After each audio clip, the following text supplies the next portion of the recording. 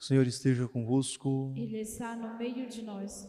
Proclamação do Evangelho de Jesus Cristo, segundo Marcos. Glória a vós, Senhor. Naquele tempo, Jesus entrou de novo na sinagoga. Havia ali um homem com a mão seca.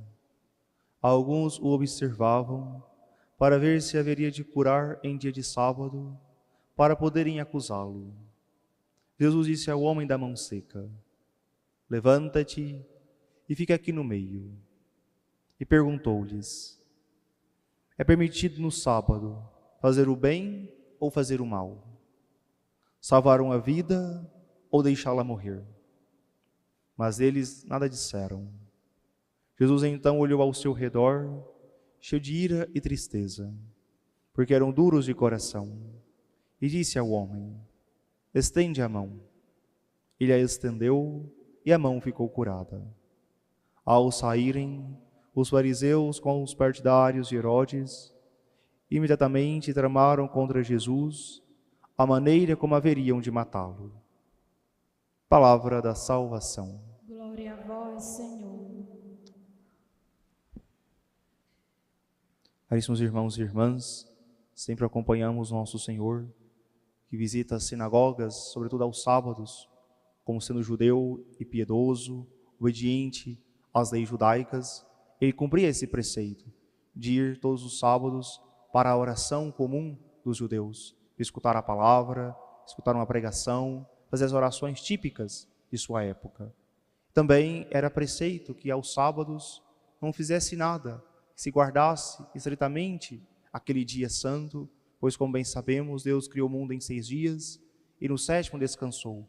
Portanto, o sábado, o Shabat, era por excelência o dia do descanso. E os judeus guardavam isso religiosamente, de modo que nem mesmo salvar uma vida poderia ser possível, pois era um dia em que eles, por formalidades, eles não faziam nada. Por isso Jesus pergunta: é permitido aos sábados salvar uma vida ou deixá-la perecer? Para a dureza dos corações, eles nada respondem. Mas Jesus realiza esta cura, manifestando que é possível sim salvar uma vida. A pessoa está sempre acima das formalidades que nós vamos criando. E nós possamos também ter essa compreensão: quem Deus é para nós, aquele que revela de fato qual é o modo que Ele quer ser servido, quer ser adorado.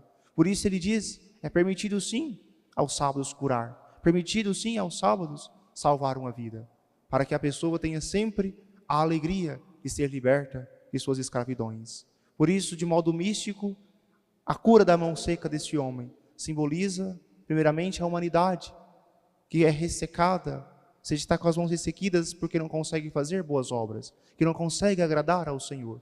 Mas Jesus nos cura e nos ensina que podemos sim ser agradáveis ao Senhor, que podemos ser boas obras, pois bem sabemos pela fé que somente aquele que está em estado de graça, que está em comunhão com Deus e amizade com Deus, é possível fazer obras que agradam ao Senhor, que são meritórias para os céus. Portanto, é Jesus que derrama a sua caridade em nossos corações. É Ele que nos ensina a fazer o bem. Portanto, Ele nos cura dessa incapacidade que nós tínhamos por causa do pecado no qual estávamos imersos desde Adão e Eva. Que nós possamos, curados pelo Senhor, ser capazes também de ter mãos cheias de boas obras para apresentarmos ao Senhor ao final de nossas vidas. E também cura a rigidez desses fariseus, que os faz compreender que precisam agir com misericórdia, assim como Deus é misericordioso, que eles possam também agir com misericórdia para com todos. Que nós possamos ser esses que agem com misericórdia, que queiram sempre ter essa compaixão para com o próximo. Interessante também recordarmos, não mais nós cultuamos ao Senhor aos sábados. Não é o dia mais importante para nós cristãos. O dia mais importante para nós é o domingo, o dia do Senhor, o dia da ressurreição de nosso Senhor Jesus Cristo. É o dia que nós consideramos a nossa Páscoa semanal. Por isso o domingo deve ser um dia todo ele voltado para Deus e também voltado às pessoas. O Catecismo nos ensina que é um dia onde nós dedicamos ao Senhor as nossas orações, participamos da Santa Missa, recebemos a Santíssima Eucaristia, somos alimentados pelo seu corpo e sangue. E também nos convida a fazermos obras de misericórdia para com os doentes, com os idosos, com os necessitados.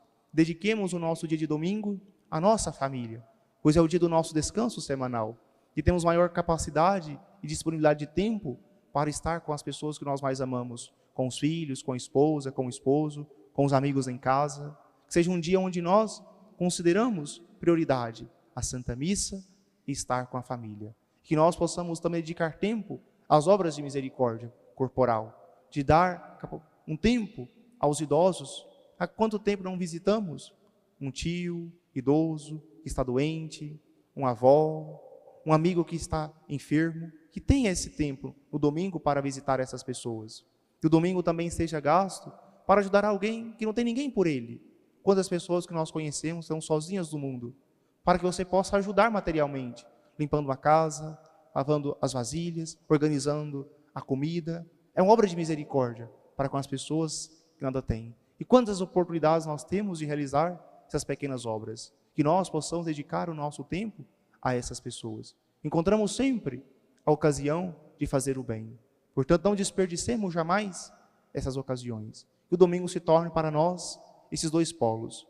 Cumprimento para com o preceito dominical de participarmos da Santa Missa e também as obras de misericórdias para com quem mais necessita, quem mais precisa do nosso conselho, da nossa caridade.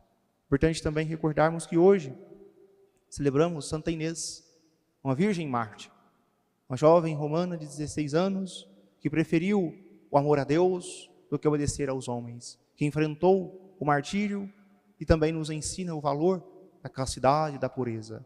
Peçamos a Santa Inês a graça de nós termos a pureza do olhar, pureza em ver as pessoas não como objetos, mas como filhos e filhas de Deus. Um mundo tão marcado pelo erotismo, onde tudo se torna vulgar, a linguagem se torna dúbia, que nós possamos preservar a nossa linguagem. Não ter duplo sentido nas palavras, não ter olhar malicioso, não ter conversas maliciosas. Isso é preservar a nossa castidade. Pois muitas vezes nós pensamos somente em coisas absurdas, de vídeos de coisas semelhantes. Mas cuidemos também a nossa linguagem, que muitas vezes, por educação errada ao longo dos últimos anos, foi se tornando cada vez mais erotizada. Que nós possamos ter essa pureza em nossa linguagem. Que nós possamos observar quantas e quantas vezes eu disse palavras de modo malicioso, com duplo sentido.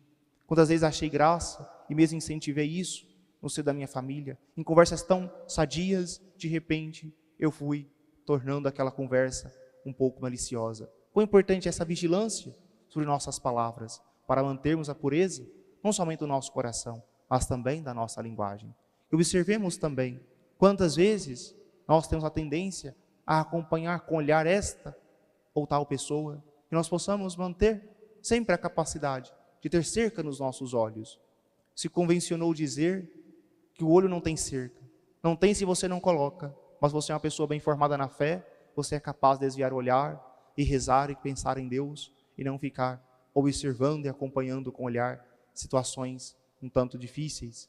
Portanto, que Santa Inês, essa jovem, nos ensine o valor da castidade e nos recorde sempre, se nós lutarmos com perseverança, pedindo ao Senhor, participando da Santa Missa, confessando com frequência, rezando o Santo Terço, seremos pessoas capazes de viver a castidade, a pureza no olhar e, sobretudo, iremos extirpar do nosso convívio, da nossa cultura, toda essa linguagem obscena e dúbia. Sejamos nós capazes de cultivar uma linguagem sadia em nossa casa, em nossa família. Jamais incentivemos tais coisas, mas as repreendemos com a nossa conduta, com o nosso modo de ser. Sejamos testemunhas autênticas de Jesus. Que o Santo Evangelho paute todas as nossas ações e, sobretudo, a firmeza em repreender tais ações. Louvado seja nosso Senhor Jesus Cristo.